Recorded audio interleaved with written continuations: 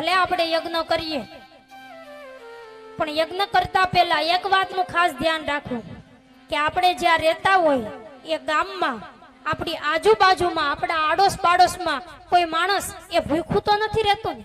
એ ભૂખાને રોટલો આપવો એ આપણો સૌથી મોટો યજ્ઞ છે. આપણી બાજુમાં કોઈ ભૂખ્યું રહેતું હોય અને પછી આપણે યજ્ઞમાં ઘીને ડબ્બા હોમી દઈએ તો એ યજ્ઞનો કોઈ અર્થ નથી.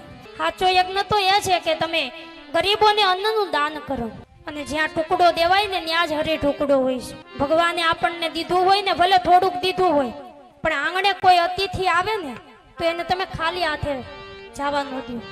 ભૂખાના પેટમાં જો અન્ન જાય અને પછી એની આંતરડી જે દુઆ આપે ને જે આશીર્વાદ મળી જાય, વિધાતાએ જો કોક અવળા લેખ લખી નાખ્યા હોય ને આશીર્વાદ મળી જાય ને તો એ લેખ હવળા થઈ જાય છે. અન્નદાનનો આટલો મહિમા છે. એટલે ભગવાને જો આપણને દીધું હોય ને તો સૌથી પહેલું એ કામ કરવું કે આપણી આજુબાજુમાં આપણા આડો પાડોમાં કોઈ ભૂખું ન રહેવું જોઈએ. બીજાને ખવડાવી અને ખાવું એ તો આપણી સંસ્કૃતિ છે. એટલે ભગવાને આપણને દીધું હોય તો કોકને આપતા શીખો.